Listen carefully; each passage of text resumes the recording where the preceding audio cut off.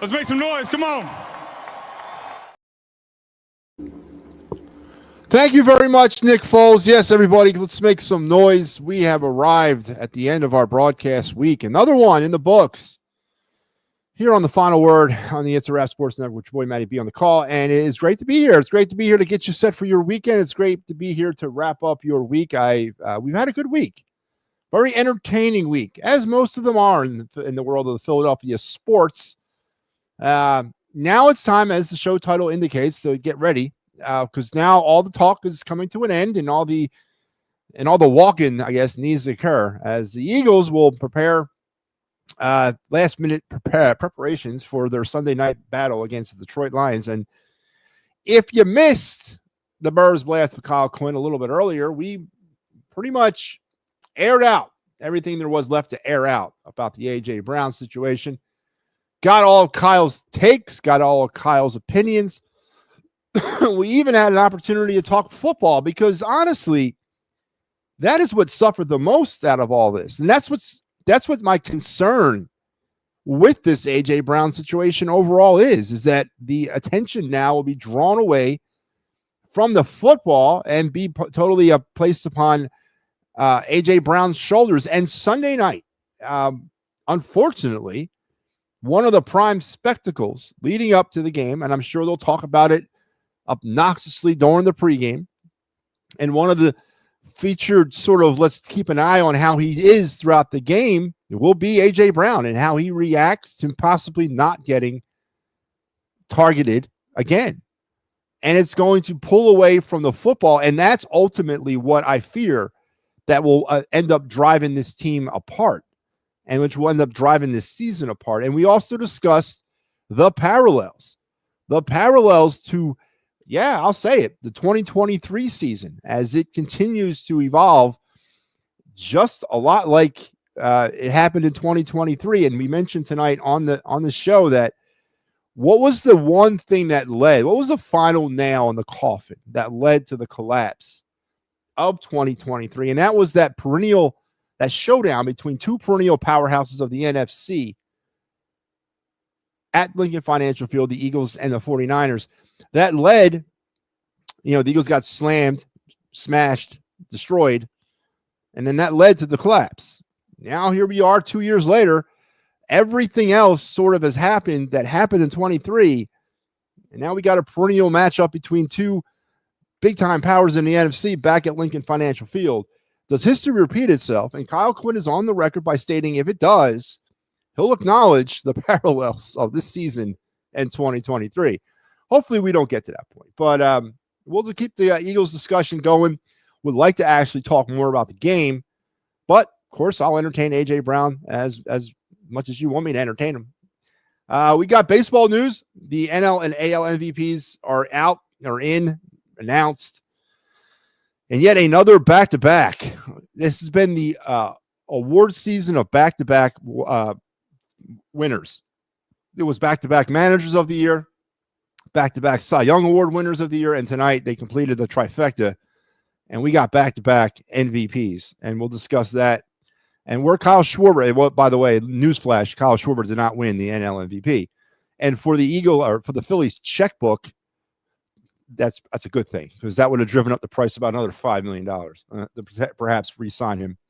So we'll get into some Kyle Schwarber, some Phillies, some hot stoves, some MLB awards, as well as your day in Philadelphia sports history, your of the night segment, your card review, and if time permits, perhaps we will talk some Philadelphia Flyers. Is that they're getting ready for a huge weekend against the St. Louis Blues and the Dallas Stars. So all those things looming on the horizon here tonight on the program. So,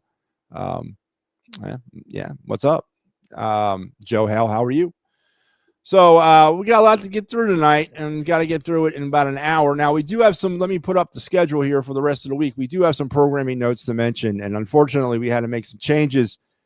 The show, the Gridiron Report did not happen tonight for reasons that, there was a personal problem with one of the hosts, and they had to cancel. So they'll be back next Thursday. Also, some notes for the weekend. Happy Valley Huddle will not be seen on Saturday, as Mike Lauro is also dealing with a personal issue. He will not be in on Saturday to do the show. The PNM and the AM, or should I say the Philly AM Sports Show, which will be its new name on Sunday morning, may not also premiere. We may have to push that back a week. I got to talk to Al and see what he wants to do. Mike will be unavailable this weekend. I will be in on Friday night tomorrow to do the Clear the Ice, as well as Saturday night to do the Stars game.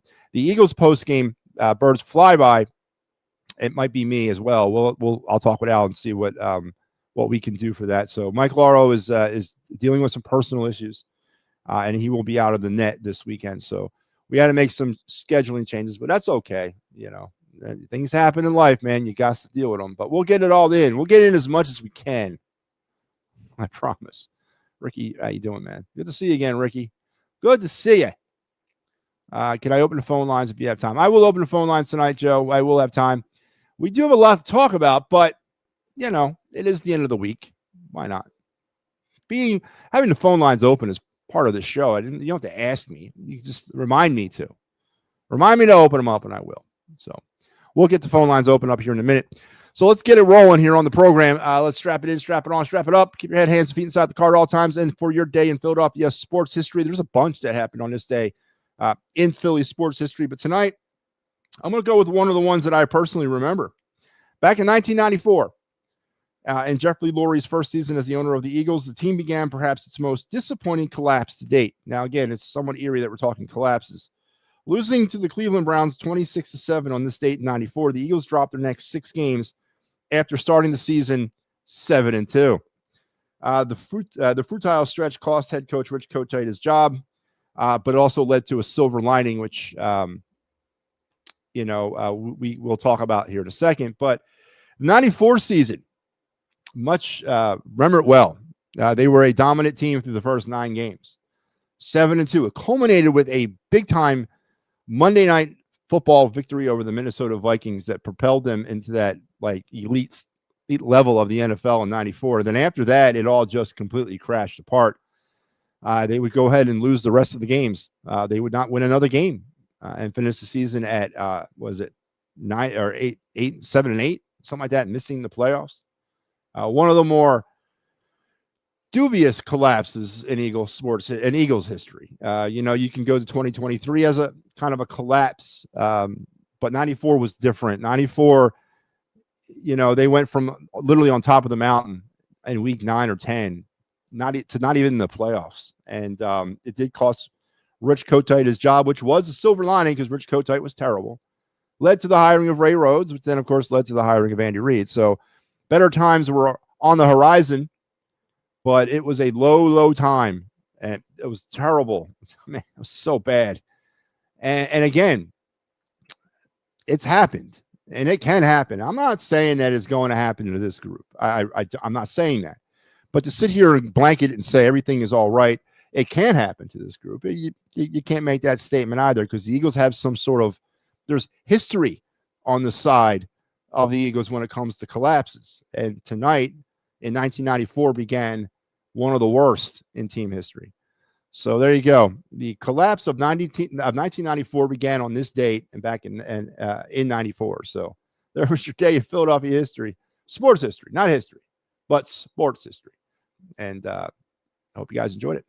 I love the Penn State Hills. Yeah, but we can't do it on Tuesdays due to other scheduling requirements and people's day jobs. We're not going to be able to do it on Tuesday. So we'll get it in at the end of the season. And honestly, with the Happy Valley Huddle, and to be bluntly honest with you, Joe, the season's over for Penn State. It really is. And it's a shame. We didn't anticipate this. We didn't anticipate the season to be like this. And talk about collapses. Good Lord. So we will get the last 2 games in with, I believe, Nebraska and Rutgers, I think, are their final 2 after Michigan State this weekend. We will get those 2 games in. I promise you there. So, but stay with us, and we'll do our best to get those last 2 games in. And then next year, we're going to kind of switch the format around. I don't think it'll be on Tuesday night, but we'll do something different with it, as Mike Lauro will kind of do almost like a Bird's Blast type format where he'll review the game that just happened and preview the game coming up. We'll do something like that. So we'll get through this season and kind of adjust from there for next year. So And it's unfortunate. And again, guys got stuff coming up in life, and you got to just deal with it. I'm obviously family comes first, and I will not ever tell anybody not to deal with their family. So, all right, phone lines are open. If you guys want to chime in, there it is. It's out on all of our social media platforms. All you got to do is click on that link. It'll bring you backstage with me. All I have to be able to do is communicate with you. I got to be able to talk to you. I don't have to see you. I have to be able to talk to you. So hop on. Let's have some fun tonight. And we'll talk about whatever you want to talk about. Topics that are on the table. A.J. Brown is still there. If we want to continue to talk that, I'm definitely more than able to. Talk about Eagles Lions. You want to talk about the MLB awards. Again, Shohei Ohtani and Aaron Judge going back-to-back with your AL and NL MVPs. Kyle Schwarber finished second in that voting in the NL MVP race. You want to talk Flyers? You want to talk Sixers? You want to talk whatever you want? Let's talk. Come on board, and we'll do what we got to do and have some fun tonight. It's your dime, as they say. So let's get it going. And we got our first caller joining us, Joe Hale. Joe, what's up? How are you? Famously, Joe, how are you? My screen is like two of me, two of you. But anyway, here's why the Eagles win the game Sunday. Run the goddamn ball. Open up the play action and hit A.J. Brown deep. I would target him early in the beginning of the game to get out whatever he has to get out. Yeah, Joe, listen, but I want to throw the question back at you. Why are we talking week 10 about play action, run the football? They have not demonstrated the ability to do any of that up to this week. And why all of a sudden are they going to demonstrate that ability in week 10?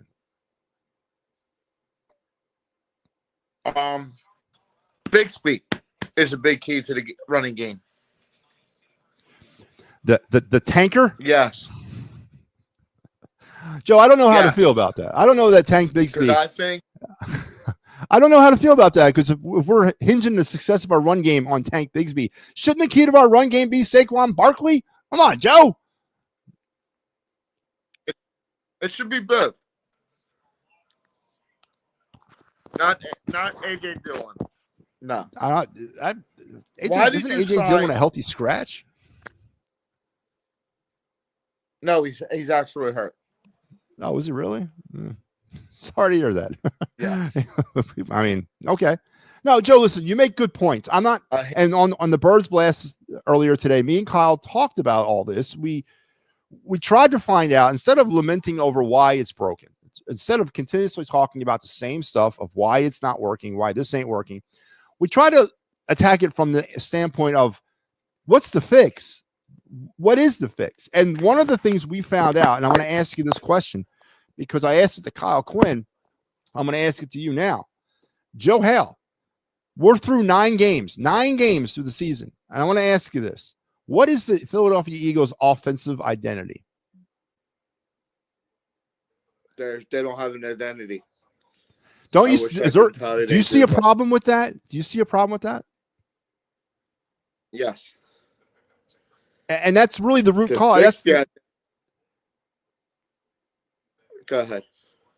That's the baseline problem here. Okay. Why is Devontae Smith getting more balls than A.J. Brown? Can anybody answer that?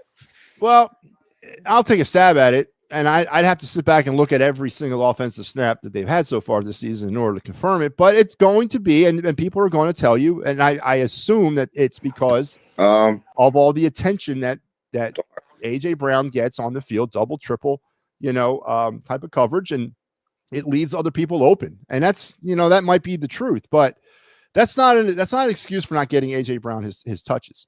Move A.J. Brown around the formation. Put him in the slot. Put him in motion. Do something with him to get him open. A slot would be good for A.J. Brown. No. Not every time,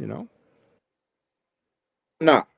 And I think the defensive line gets to, I was going to say Matthew Stafford. Jared Goff. Same thing. No, it's not. Goff's a better quarterback than Stafford. I don't know. One of them. One of them's got a Super Bowl win. The other one's got a loss. So I don't know about that. And I'm going to give you my key to the game. Special teams has a big game this coming week. And they've played a big role this season. Maybe a kickoff return for a touchdown. That's all they need. Nice. That would be nice, Joe Hale. Or maybe another block punt. Something, right? Something to give the offense a little kick in the ass. Yes. Yeah. All right, Joe. Anything else? Oh, one more point. I know. Sixers point. I love what they're doing with Justin Edwards this year. 6th man of the year. Hell, he comes off the bench and stays hot. You know who that reminds me of? A young Allen Iverson before he started with the Sixers. Joe, come on now. Don't do that. You don't make that comp. You can't do that.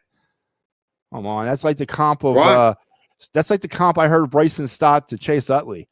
All right, it doesn't work, man. You just gotta let that thing marinate a little bit. You gotta, before you start making a comp like that, you gotta let things develop a little bit more. I'm not saying that it couldn't be that way, but not after this, not after such a small sample size, Joe. You know, you just gotta let that thing marinate. MLB tweeted something. You're right. Schwarber losing the MVP was a good thing. For the Phillies' wallet. Now, no, for everybody. Wow, I don't think he comes back. I think he goes home where he came from. Not Chicago either. Cincinnati? No, he did. Boston Red Sox. They need help. But I don't know if they need more power. Signing trades in baseball? What's that? Can they do signing trades? Yeah, they can do whatever they want. Okay. I see another Duran coming. You see another Duran coming here? Yes. So you see the Phillies signing Kyle Schwarber and then trading him to the Boston Red Sox for Jared Duran? Yes. Call me crazy. I would do it in a heartbeat. I would do it too, but I don't think the Red Sox would. You're looking at two players that are on two different sides of their careers. You're looking at the future. You know, the Red Sox are looking for a new identity. They got rid of Devers. They're looking for a new identity to the franchise, new face. And he's the future. He's like the new Nomar Garcia Pera. You know what I'm saying? He's that kind of guy out there. No, the future is the other one for Boston. Oh, you're talking about God, yeah, the other rookie. Anthony. Roman Anthony. And I think that's a good point. That's a very good point, Joe. That's it. I don't know. I don't see the Red Sox doing that. If they be interested, I'd be. Absolutely. I just don't think they'd be interested in that. Maybe get rid of Bum Harper with the contract. Let's just get rid of them all while we're at it, man. Let's just get rid of them all. Rebuild in flight. 1 year, we're going to rebuild. Just a whole new team. Doesn't have to go down. We can bring in players that are comparable and just try this again. You know? I would love that. Yeah, so would I. But I don't know if that's going to happen. But we're going to hopefully see soon. I mean, I'm getting a little impatient here. I know we're only about 2 weeks into free agency, or maybe even about a week. But I'm getting a little impatient. I want to see something. I say winter meetings. That's usually when the first big trades do happen. Not so much signings. Signings are just sort of out of nowhere. And I think some of these players might hold. Don't forget, Alonso last year did not sign until like the day before spring training started. I mean, he held out to the end and he didn't sign. So I don't know if some of these guys are going to wait to the very end. We got the Road Baseball Classic this year. Yeah, that's a good point too. Some of these guys got to get their stuff together before that starts. Yeah, that's a good point. But all right, Joe. Listen, thank you for a great week. I appreciate your contributions this week. We'll talk again next week. And if Birds Blast, I want to see it. I want to see the post game on Sunday if you guys can make it happen. That's a great show. No, we're going to do a post game. I just got to figure out who's going to do it. We're not going to do Happy Valley Huddle, and I'm not going to necessarily. I don't think we're going to do the new morning show without the other half. I mean, if this was just a regular morning show episode where somebody could fill in, Pat, but this is their no, I'm just kidding. This is their premiere episode, so I'm not going to do that. You know what I mean? Yeah. So we'll figure it out, though. We will do the Eagles post game. One of us, either me or Al or both, will be on. Somebody will be up there. And then is Monday your show again? Yeah, I'll be back on Monday. I got you. Yep, I'll be back on Monday. Yeah, there'll be no final word Sunday night. Makes sense. Yep. All right, Joe Hale. Have a great weekend, brother. I'll talk to you next week. Yep. All right. Joe Hale brings up some interesting points. Bringing up a sign and trade. Phillies sign Kyle Schwarber, then ship him off, or kind of back to the Boston Red Sox for Jared Duran. Would I be interested in that? Yeah. Would the Boston Red Sox be interested in that? I don't know. Man. Again, yes, he mentioned Roman Anthony as also kind of the fixture up there, young phenom player. But Boston's trying to build. They feel that the AL East is for the taking, and it is. The AL East is a pretty wide open division. Toronto's good, but they're not like head and shoulders good over everybody else. And then of course you got to keep pace with the Yankees, and Baltimore. I assume Baltimore is not going to be as bad as they were last year. They kind of had some injury issues and some things just kind of fall apart. But with the exception of the Rays, it's a pretty open division. So, but we'll see. I'd be interested if I was the Phillies. 100%. All right, let's bring on the next caller, and that would be Mr. Ricky Deal. Ricky, how you doing, man? Go Eagles. Go Eagles indeed, Ricky. Sunday Night Football at the Link. The Detroit Lions. Clash of the Titans. Number 1 overall in the conference on the line. If the Eagles lose, then they fall into a tie, at least with the Lions. And also the Rams are playing the Seahawks this weekend. So the NFC can get very interesting after Sunday. We could have a big log jam up top, or we could have a team that's kind of got the upper hand. That would be the Eagles if everything works out the way I think it is. So, Ricky, is this a must-win for the Philadelphia Eagles against the Lions? Mm-hmm. Must-win. Yeah, I don't know about must-win, Ricky, but it's a pretty important game. It's a pretty important game for a couple different reasons. One, you got to distance yourself from this A.J. Brown stuff. Two, you got to come out in front of the home crowd, and you got to put together 4 quarters of solid football, and you got to do something offensively. Right, Ricky? We got to start seeing something from the offense, correct? Yeah. Yeah, I agree. Do you think A.J. Brown has a big night on Sunday night against the Lions? Mm-hmm. What do you think? 6-7 receptions, $125, maybe 2 touchdowns? Does that sound like something that might happen to A.J. Brown on Sunday? Mm-hmm. That'd be amazing. That'd be amazing, Ricky, but I'm afraid the opposite might happen, where he gets targeted about 8 times.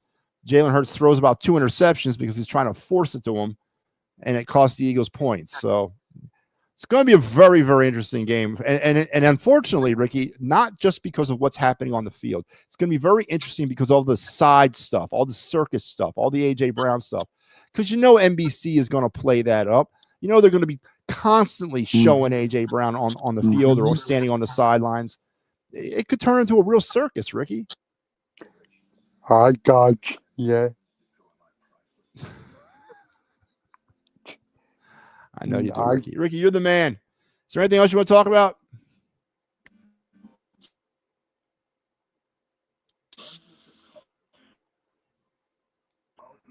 Ricky, you there? Did I lose you? You there? Mm-hmm. Is there anything else you want to talk about? I have nothing to apologize for. Oh, you come across like the all-American hero. Ricky, can you hear me? Don. Underneath that shiny smile and that all shucks charm, you are petty and you are proud. Nice. I'm not going to Not hear you. Okay, can you hear me now? Can you hear me now, Ricky? Not hear you, Mr. Matt. Do you hear me?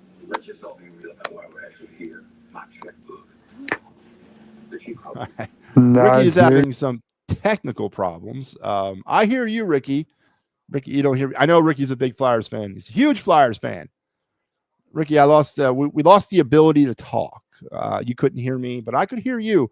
I hear you loud and clear, Ricky. And that's you're one of the more important people for this show. Thank you once again for your contributions this week and every day that you come on. I will talk to you again next week, as we always do. So, Ricky Deal,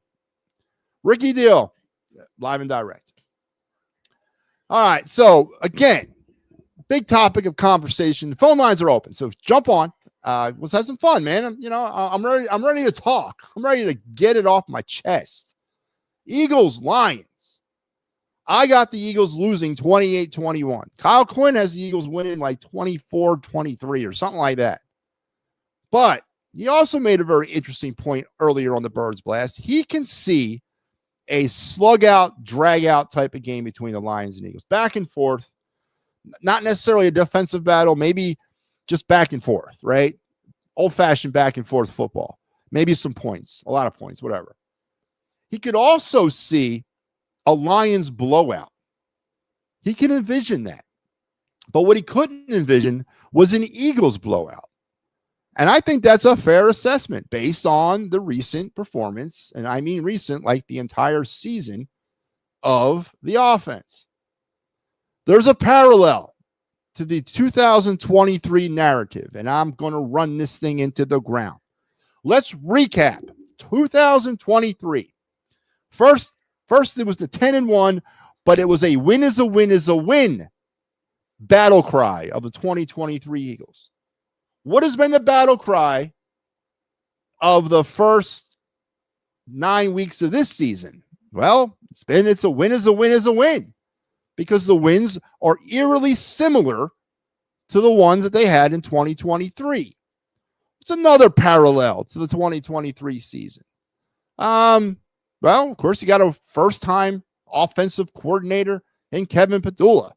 What was a parallel from 2023? This is not really a parallel for 2023. It's a parallel for goddamn every season since 2022. But Brian Johnson was a first-year offensive play caller in 2023. Another parallel. What's another parallel?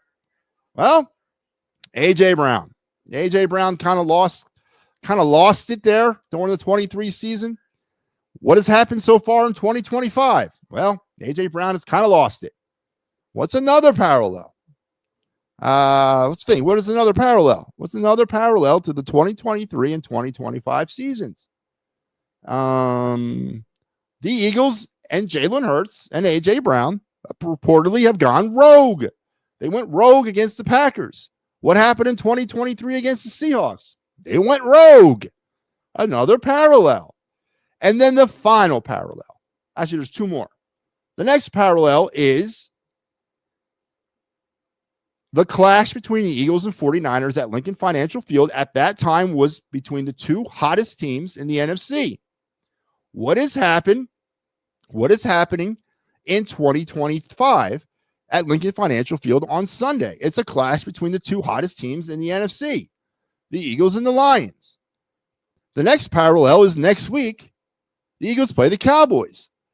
On the heels of the Eagles' devastating loss to the 49ers in 2023, they followed that up with a loss to the Cowboys.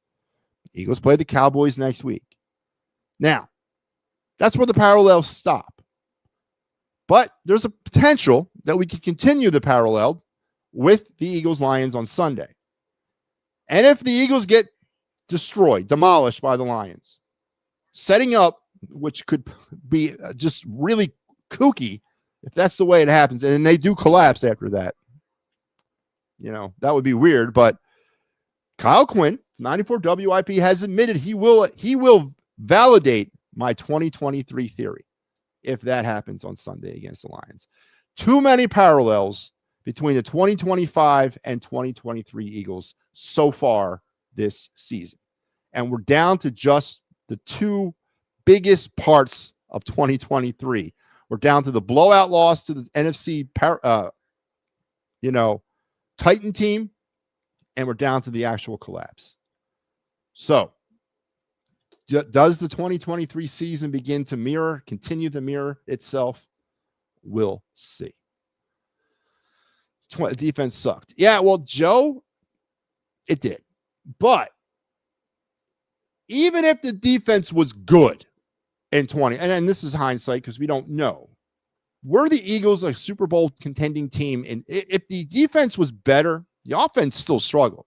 And everyone loses that perspective too. It was all about the defense in 2023. No, it wasn't. The offense struggled too. They did. Not this bad, but they did struggle in 2023. Because what was one of the things we were calling for? That was the head of Brian Johnson. Now, that got overtaken by the play of the defense. I'll give you that. And then the head of Sean Desai and Matt Patricia and all that.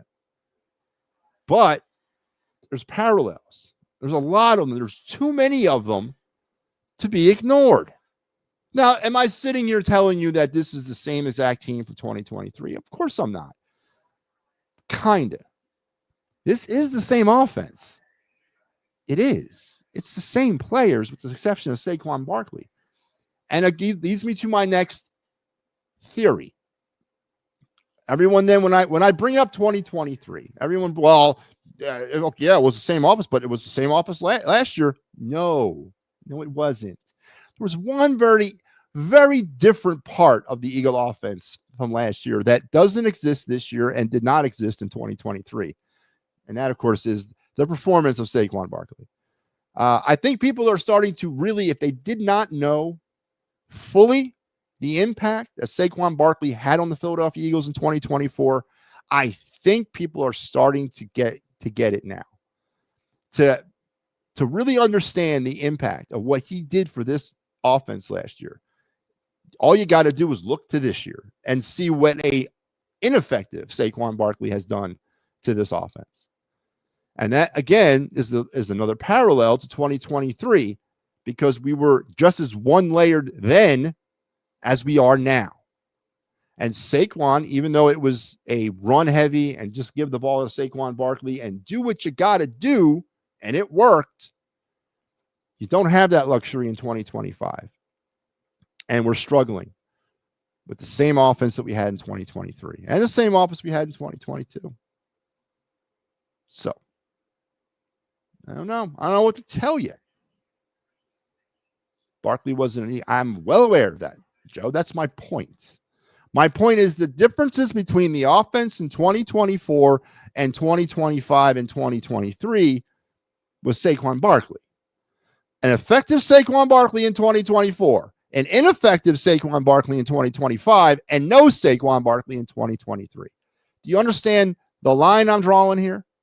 Saquon Barkley was the Eagle offense last year. Everything else kind of was secondary. It all ran through Saquon Barkley. And again, my point to that is people now are just starting to realize that, truly realize how important Saquon was to the Eagle attack in 2024. And I cite the first 4 games of that season when all they, the first 4 games, a 2-2 start. Then the offense went into the head coach's office and said, Rudy can have my jersey or whatever the hell they said about changing up the offense. And they came out after the bye week and they went run heavy and it completely changed the outlook of the entire season. Okay. But the same kind of 2-2 record that they had in the beginning of 24, it was the same type of offense they had in 23. And it's been the same type of offense they have right now. Not too effective. This offense is not good enough. Now, if you want to blame Kevin Padula, yeah. If you also want to blame Nick Sirianni, yeah. But you got to blame the players too. They're not executing. Whatever the plan is, they're not executing it. A.J. Brown, Jalen Hurts, the offensive line, the running backs, they're not executing. And then the question I asked at the beginning of the show was, we don't have to talk anymore about the problem. I don't think there's a person on the planet Earth who's an Eagles fan who does not know what the problem is. What is the fix? And I don't know if there's one in season. if you can't run the football effectively, you're going to put the ball in the hands of Jalen Hurts to try to win the game. The coaching staff needs to then say, okay, the training wheels are off of Jalen Hurts. Let him throw the ball. Let him take chances. Let him get creative. Let him scramble. Let him roll out. Let him do what he's got to do. Now, there's a certain risk reward to that. If you want to see how much of an elite quarterback Jalen Hurts really is, then take all the safeties off of him.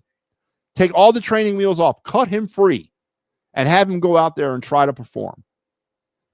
Because honestly, if you can't run the football, which they seem to not be able to do because of the banged up offensive line, and maybe getting Jalen Hurts out in space, take some of the pressure off that offensive line.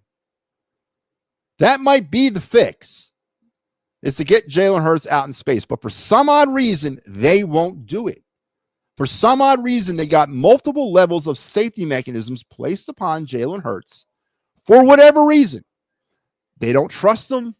They don't trust the blocking. They don't trust the receivers. I don't know the reason that they don't trust him. But that is the only fix right now for this team. They're not going to be, the running game is not going to get much better than it is right now because the offensive line is not going to get healthy until the end of the season. And they're not going to be able to provide that type of anywhere near what he did in 2024. So the only fix to this problem is to turn your quarterback loose. Turn him loose. But I don't think they trust him enough to do that because Jalen Hurts is not that type of quarterback. For all you elite Jalen Hurts people out there, and he's the best thing since sliced bread, then why isn't Jalen Hurts given an opportunity to make things happen offensively? We talked about yesterday the body bag game, right? We talked about, and we reminisced about the glory days of Buddy Ryan and Randall Cunningham, the ultimate weapon. Randall Cunningham was a spray and pray offense, right? Give the ball to Randall. He goes through a couple of progressions that ain't there, and then he's off scrambling or he's off running. Guess what? That might be the only way to fix this for the Eagles this year is to let Jalen Hurts try to perform and prove that he's an elite quarterback. Because I don't see any other nuance or wrinkle to the offense that's going to change things.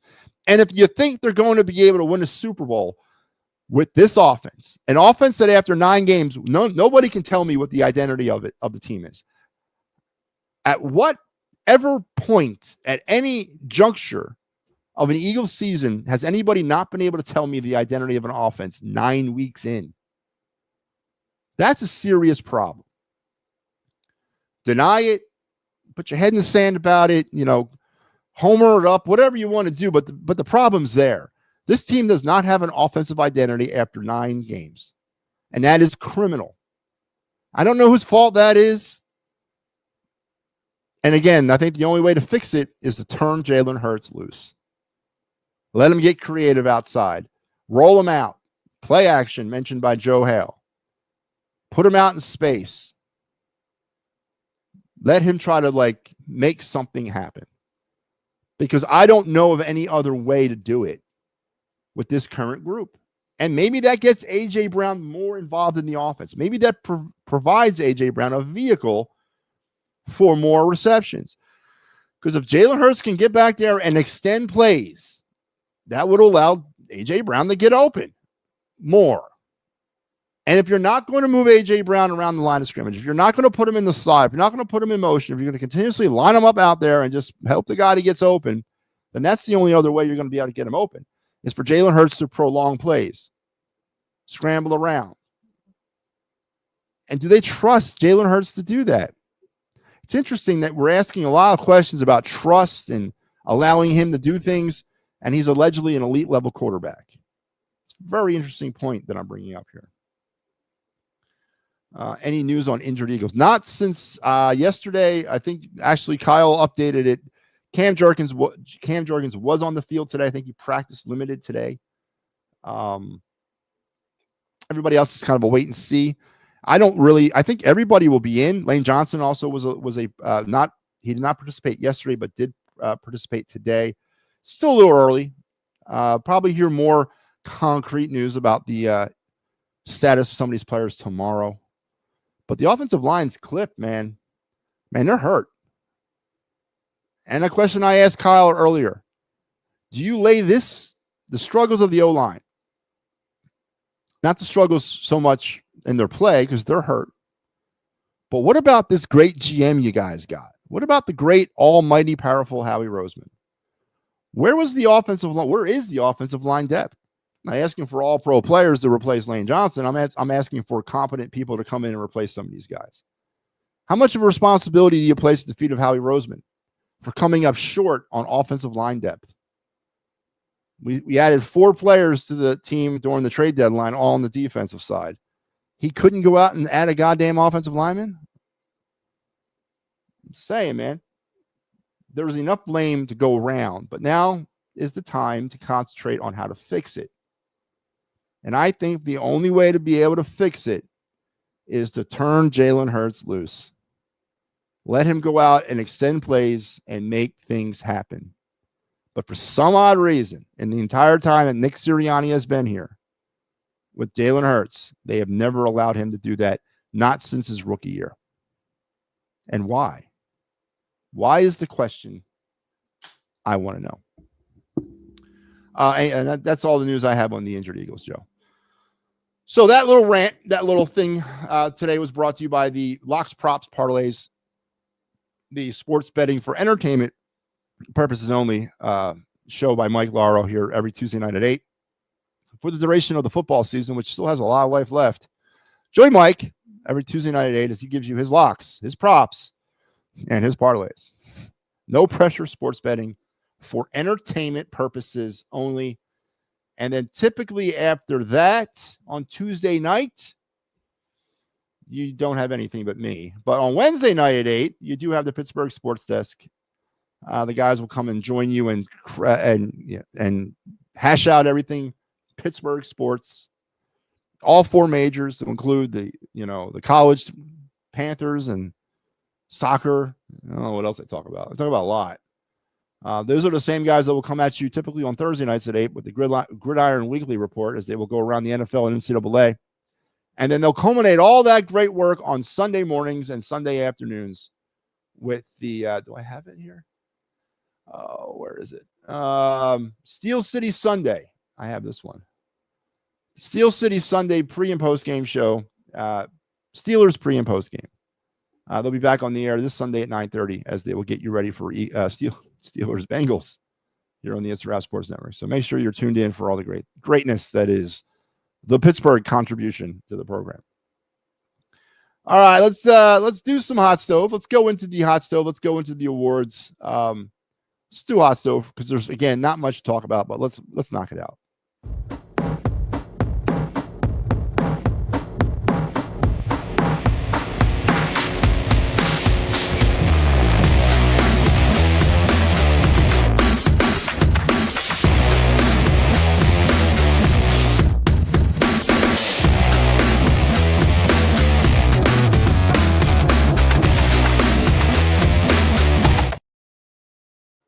All right, let's talk some MLB hot stove. Some of the latest rumblings and groans from the hot stove. We talked about all the way up to about the 11th, but there was one last thing that happened on November 11th that got under the radar, and that was the retirement of Travis Janikowski, the much maligned, much traveled outfielder. Spent some time here in Philadelphia a couple years back, New York, San Diego, Miami. I don't know, he might have played for everybody. Mets. I mean, really much traveled Travis Janikowski decided to call it a career and hang it up. Brian Rovert, the catcher from the LA Dodgers system, was claimed off waivers by the Reds. Dugan Darnell, a right-hand pitcher from the Pirates, was also claimed off of waivers, this time by the Tigers. Josh Walker, a right-hand pitcher with the Baltimore Orioles, ditto, claimed off of waivers, this time by the Braves. And Carson Ragsdale, there's a name, was claimed off of waivers from the Orioles to the Braves. So the Braves adding some depth, maybe some washed up Oriole pitchers. Ragsdale, who at one point had a promising career, finished I think an injured season last year.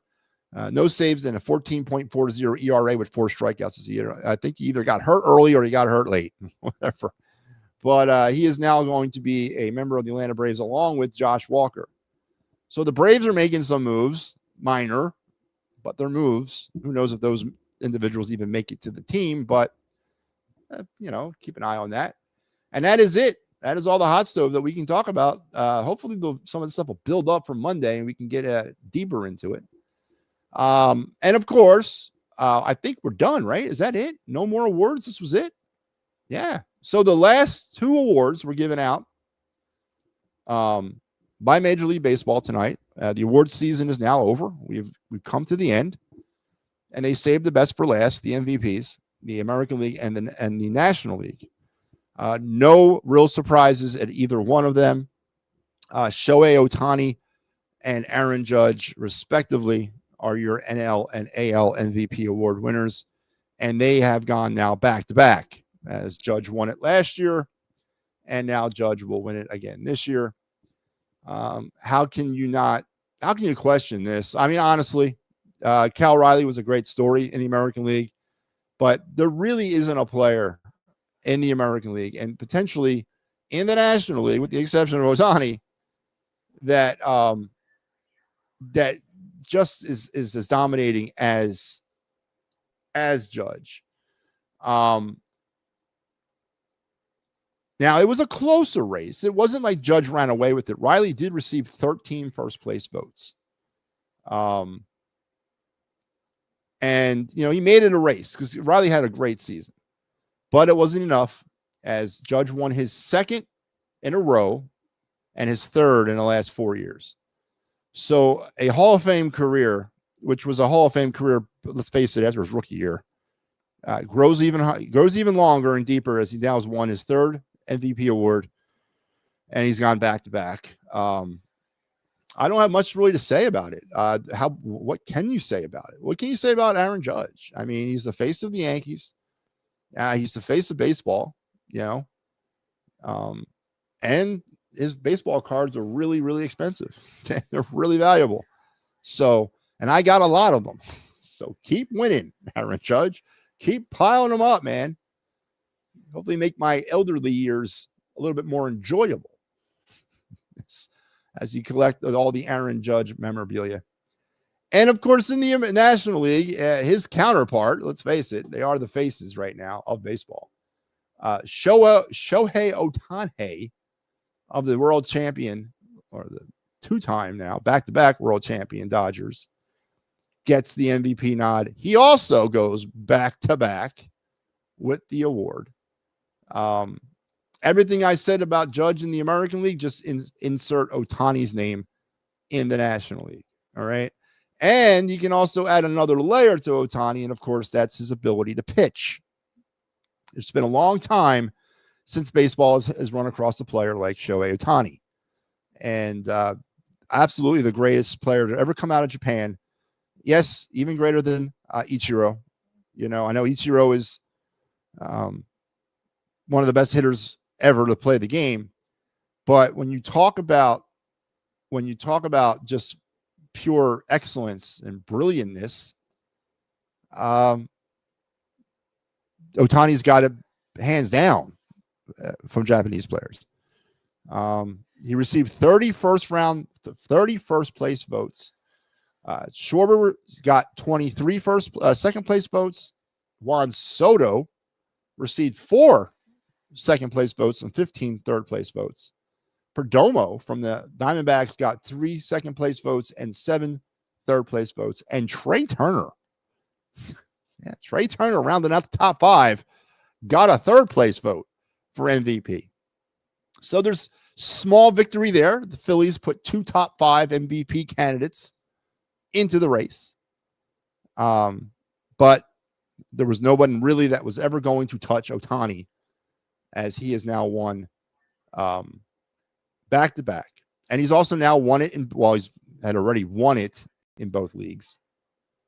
It's his 4th MVP in the last 5 years. So that's a remarkable run of MVP trophies.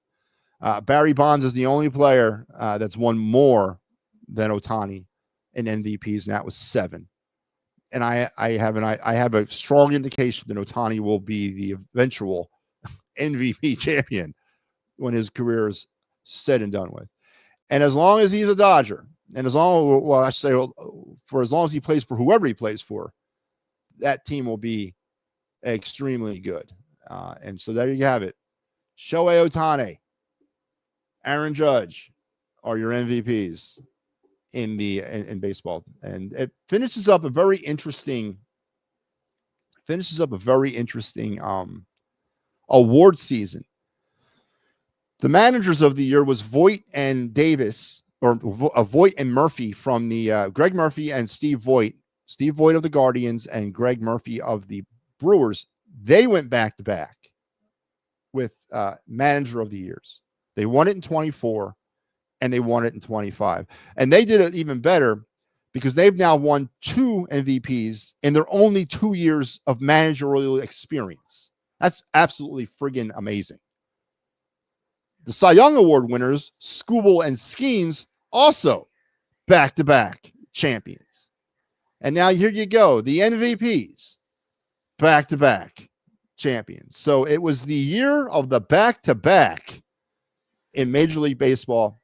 So it definitely paints a picture of who the hot commodities are in baseball these days. It's not hard to figure out who those faces are in the American and National League. So congratulations to all the winners. The Phillies, for just some context, had a couple people finish in the top. Sanchez finished second in Cy Young Award voting. Trey Turner got 1 vote for MVP in third place. Rob Thompson received 1 third place vote for manager of the year. But the Phillies shut out from any awards in 2025, which, again, I don't have any problem with that either. But there you have it. No Silver Sluggers, no Gold Glovers, no nothing. And that's it. We're done. Done. With the awards. Eagles Cowboys just got flexed. To the night game? Wasn't it a 4:30 game? Bader's gone.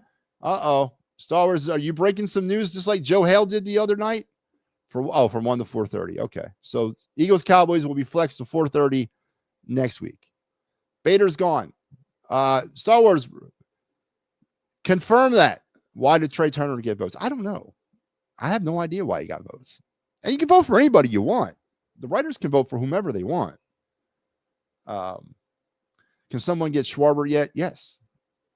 Don't want him back. Sanchez top 2. Yeah, he finished second in the Cy Young Award. And if it hadn't been for Paul Skeens, Chris Sanchez probably was he was your Cy Young Award winner. But got to get past Paul Skeens and his gaudy 1.98 ERA. So no more. We're done with baseball awards. It's over. Thank God. Now we can turn our sights to free agency and trades and what is really important as we rev up for the 2026 baseball season. Star Wars, if you have some breaking news, verified, I want it verified. Not from like some guy down the street, but some reputable name that Harrison Bader is gone. Please report it. I will look it up too. Has Harrison Bader moved on? Let's see. Harrison Bader has not gone anywhere. All right. So Harrison Bader is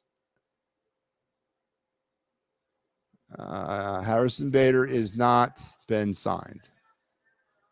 Okay. So Star Wars, I don't know what he's doing, why he's saying that. Harrison Bader has not been moved officially yet. No news about that. Maybe Star Wars is just preparing us and himself for the impending news of Harrison Bader signing with somebody else. I don't know. All right, let's move to the other night segment.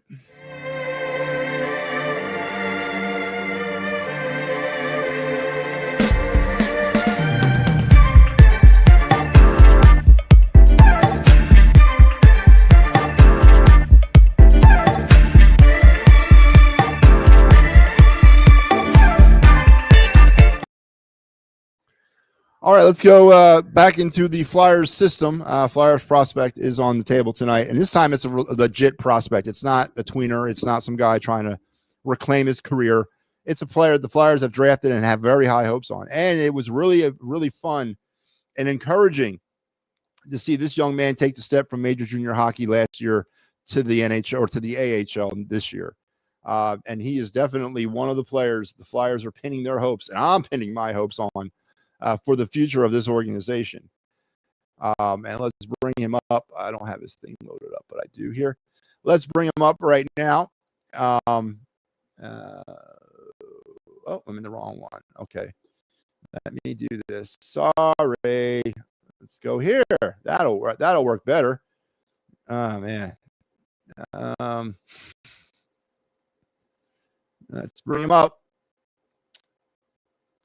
So tonight's Flyers prospect is, again, a player that there is high hopes on, and there's a lot of high hopes for. And it is the Flyers' third-round pick out in 2023 NHL draft, Denver Barkey, the center out of hailed from the London, Ontario, from the London Knights of the OHL. Teammate of Oliver Bonk for many years up there. Now they are teammates down in the AHL, both Flyers prospects, both Flyers properties. The one knock on Denver Barkey, he's 19, but you would swear to God he's 13 if you look at him. 5'9", 154 pounds. That is not going to work in the National Hockey League, but he does absolutely play like a very good 19-year-old. Barkey understands how to make plays as a passer. He attracts defenders to create space for teammates, constantly uses them to progress the attack, and layers feints in his stick handling. His quick give and go only add more pace to the play. The one knock on Barkey, as he lamented, and he spent a lot of time up there. He spent like 4 years with London. Everyone kept asking, why are we not bringing him down? And then it's really a very simple reason. It's because he's 5'9", 154 pounds. The kid needs to grow up. He needs to mature. He needs to develop into a man. And that's the only thing holding him back, because he's got the tools. He's got the speed right now, but there's some durability concerns about him playing at the NHL level. Now, this is not 1994, so I'm not really concerned about him getting killed up here. It's just that he is a little undersized. Now, they're not going to ask Denver Barkey to win many battles in the corners. That's not what he's here for. He's a open ice kind of guy, and we need those. And he's a centerman. Now, is he your future number one? No. But is he a good candidate to be your number 2 center or your number 3 center? Absolutely, of the future. Yes, absolutely. And it's great to finally see the transition occur this year, where he left major junior hockey and has taken up his spot with the Lehigh Valley Phantoms.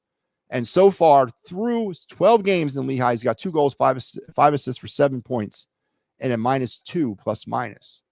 One of the players you got to keep your eye on, because these are one of the players that the Flyers have high hopes for. He is the future. He's part of that group of the future of the Philadelphia Flyers. And he's a very good young player, but he just has to get bigger. I'm sorry, man. That's the only thing holding him back. He's just like a little kid, and he just has to grow up. And when he does, and when they deem him ready, and I'm glad to see him down here in the AHL, and I'm glad to see him sort of being successful at the AHL level. But he's got a bright future ahead of him as a Flyer, and I cannot wait to see where he progresses. And there you have your prospect of the night, Denver Barkey, the Flyers' third-round pick in the 2023 NHL draft. Yes, of course we can, Ricky. We need a player that can hit. Yeah, you ain't hidden, Star Wars. Ricky, we can talk about whatever you want, man. You know, we're kind of getting to the end of the show, but if you want to talk Flyers, Ricky, bring up a question. I need you to create the discussion. Create a question so we can run with it and have some fun with it. I just talked about for 10 minutes, or maybe not 10, about 3 minutes, Denver Barkey. As part of that young group of players that fits into that mold, the Barkey, the Martones, the Maloneys, the Bonks, the McLaughlins, the Cole Knubles, those types of kids. You know, if you want to talk prospects, we'll talk prospects. If you want to talk future, present, whatever, past, I'll talk about whatever you want. God damn it. As Ricky thinks of a question, don't forget the final word with Matty B every Sunday through Thursday at 9. Now, next week, as Joe brought up, I will not be on Sunday night. So this will be it for me till Monday on this show because we got Eagles postgame Sunday night, and I may have to actually host the Eagles postgame show. So I'm not going to be doing, and of course, I'm not going to air a show at 9 and the Eagles game is going on at 8:30. I'm not doing that. Well, that's suicide. I wouldn't do that. So I am not going to be on the air Sunday. I'll be on Monday. You might see me on post game on Sunday night. You might not. You may see me co-anchoring with Big Al. You may not. We'll see. But we're working that out. But you will see me again on Monday night. But that's the final word with Matty B. Typically every Sunday through Thursday at 9 p.m. The Flyers need to win more games. Yeah, they do, Ricky. But let me. All right, Ricky. I'll tell you what we'll do. 8-5-3 is what the Flyers record is right now. They got a huge weekend coming up. 2 very, very telling games to go along with the game they've already played against the Edmonton Oilers. I keep on saying Oilers or Orioles. Tomorrow night in St. Louis, and then Saturday back-to-back against the Dallas Stars. And if you add in the Edmonton game, these are 3 huge tests for this young hockey team. And there's been a lot of progress with this team. But I want to ask you this, in case Ricky, maybe I'll get it started for you, Ricky. Is the progress you're seeing from this team progress from the players, or is it progress from the coach? And this is what I mean by that. Some of the systems that Rick Tocchet has brought here, especially on defense, has changed this entire team. Their team defense is top 5 in the NHL. A far cry of what they were under John Tortorella, for whatever reason. And I'm not talking about the Blue Liners. I'm not talking about York, Sanheim, Sealer, Drysdale. I'm not talking about them specifically. I'm talking about the team defense concept. They are a very good team defense, right? So is the 8-5-3 start? Because the offense has been pedestrian. You already know my problems with the Flyer offense. I just don't like the perimeter offense. I hate that. It's probably done out of necessity because they don't have bodies that can crash the net, right? Their puck handling in open ice is terrible. It was on display last night when Zegras gave up the friggin' puck at center ice, leading to a 2-0 breakout in overtime. So they're not a good open ice team, which is really weird because 2 years ago, they were one of the best in the league. So not necessarily have I seen growth from individual players offensively. I have seen growth from a coaching standpoint. This team is being coached differently. The systems that are being implemented now are more suited for these players. Now, that's a start. You put them in a system that they're comfortable with, and you watch them grow within that system. So that's encouraging.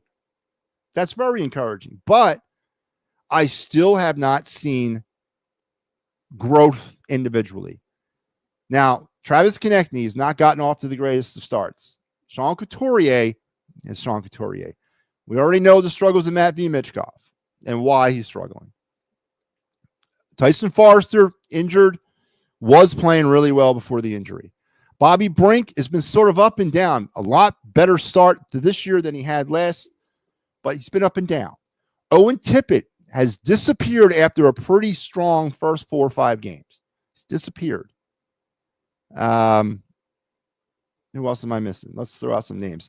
Noah Cates, again, showed some strong strides early in the season, has sort of kind of dipped down. Individually, I haven't seen much, but from a team standpoint, I've seen a lot. So that's a positive sign. That is a positive sign. But it's going to get tested. It got tested last night. It's going to get tested on Saturday or Friday night, and it's going to get tested on Saturday. And it'll continue to get tested throughout the season. So, yes, Ricky, I agree with you. They need to win more games. But I also want to see – I need to see growth, man. I need to see major strides taken by some of the players on this team.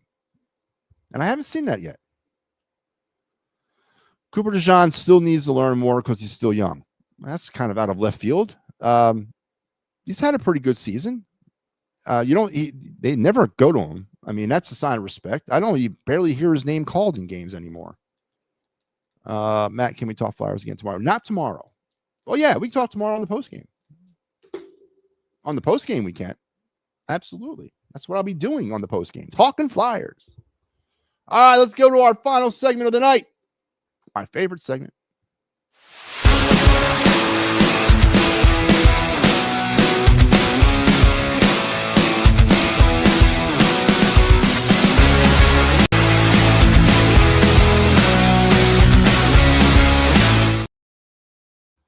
All right, the MattyB card review, the final one of the week. Good week this week. We went over some interesting cards. We went into football earlier in the week. Did some Quinyon Mitchell rookie card. We had some fun with it. We went back in time. Wait, was that this week that we went back to the 80s? I don't remember. We just had fun with it. We have fun with it every night. We're going to wrap it up tonight with a player that I covet. Covet. I've already talked about him a lot, especially when I was giving you my new radical plan for the 2026 Philadelphia Phillies. This is a player that I've wanted for a couple of years now, and now he's available in free agency. He could be here. He could be part of the future of the Phillies. I doubt it, but he could. He's actually had an interesting ride through the MLB, pretty much under the radar up until this year. This year really sort of turned it on and sort of put his name out there, and he will get paid somewhere.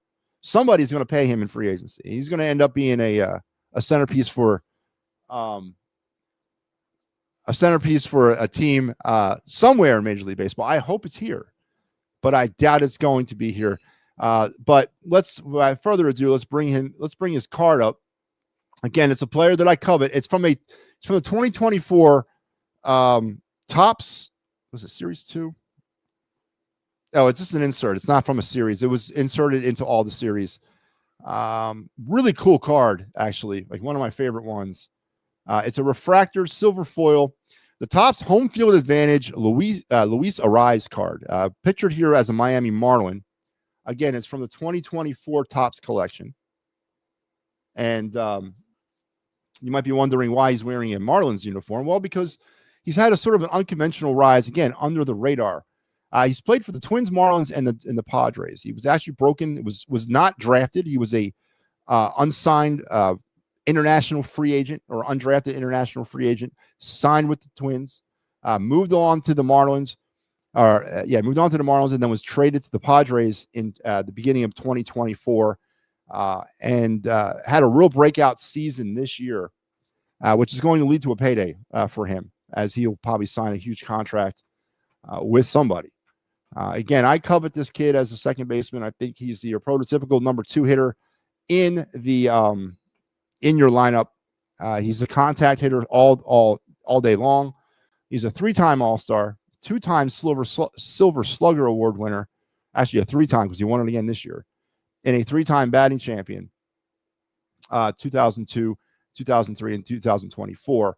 22, 23, and 24. So he is very coveted. And again, he sort of kind of came out of nowhere and really kind of caught his stride, mainly with the San Diego Padres, breaking out a little bit with the Marlins as well, but really caught his stride in 24 and 25 with the Padres, earning him a payday with San Diego or with whoever decides to sign him.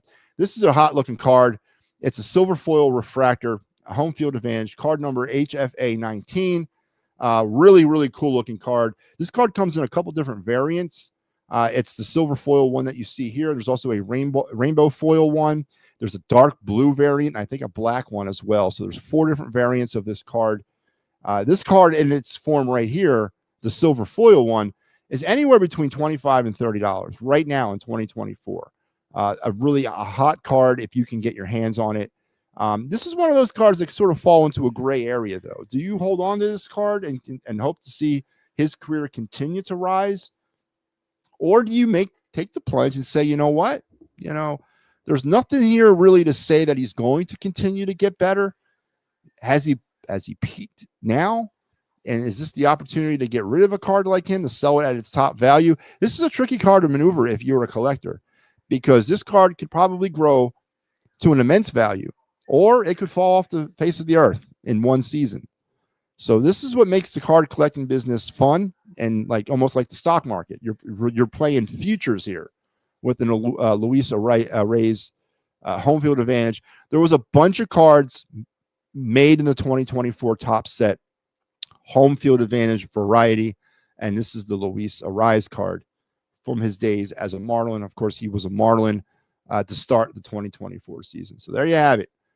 Really cool card. I like it a lot. Rolled across it the other day, and I was like, you know what? Let's talk about this card.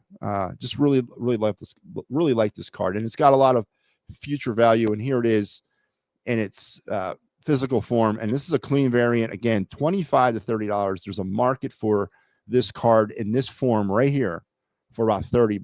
So, and if you have a graded PSA 9, PSA 10, you're looking anywhere between $60 to $80. So, but this is a card that poses a really interesting question. Do you hold on to it and hope to see his career continue to blossom, or do you get rid of it, concerned that, you know, he's gonna run his course? But very cool card, refractor, a silver foil, and that's not a refractor. It's just a silver foil. It's not a refractor, but really cool card. And again, Topps did a bunch of these home field advantage cards with different players in 2024, and there's the Luis Arraez card. One of my favorites in my collection. And there you have it. That's it. MattyB's card review. And as I can see by the big clock on the wall, that is it. That is going to do it for another week of broadcast fun. Thank you, everybody, for joining me this week. I think we did 4 shows. I don't think we did Monday night because of the game, but we did 4 shows, solid shows. And it looks like we'll be doing about 4 shows next week. It might be less. I know I have post game. I don't know. Do I have post game next week? No, I think Mike does. I think we got a 4-show projection of next week. So big questions to ask as we move into the weekend. Biggest question, of course, A.J. Brown. Can he put his antics aside, and can the Eagles focus on playing football against the Detroit Lions? Big game on Sunday. A lot bigger, I think, than a lot of people are giving it credit for. And do the parallels of the 2023 season continue for the Eagles in this game? Phillies, well, no news is good news, I guess. No action on the Phillies free agent front. No action on the Phillies trade front. We've completed the MLB season awards season. Shohei Ohtani, Aaron Judge go back-to-back as NL and AL MVPs. Paul Skeens and Tariq Skubal go back-to-back as your NL and AL Cy Young Award winners. Dan Murphy or Stephen Voigt and Patrick Murphy go back-to-back as your AL MVP managers of the year. So it was a season of back-to-backs. No Phillies won any awards this offseason. We did get a bunch of votes. Chris Sanchez came in second in Cy Young voting, but no awards for the Phillies in 2025. That's not much of a shock to me. Now, hopefully, we can get down to the business of trades and free agency and starting to rebuild this team in the weeks to come. So hopefully we have something to talk about on Monday. Hopefully the Phillies make some moves over the weekend that we can talk about it. But if they don't never fear, because we will be talking Phillies a lot on Thanksgiving Day at noon, high noon on Thanksgiving Day. The Fighting's Final 2025 season in review show, where we'll recap everything that was the 2025 Phillies right here on the It's a Wrap Sports Network. So you guys enjoy your rest of your Thursday night. Enjoy your Friday. Here's hoping that you have a great weekend. We will talk real soon. You'll be seeing me tomorrow night. I'll be on I'll be on the Clear of the Ice, and here is the Clear of the Ice schedule. Mike Laro is out. I will be in. No, I'm sorry. I'm in. That's right. I was in for Mike last night. I forgot. That's right. We did the transitional back-to-backs, right? I am in on Friday and I am in Saturday. So all week long, I'm doing some clearing the ice. There you go, man. That's where I belong. You guys have a good weekend. We will talk real soon on Monday. Stay safe and have fun.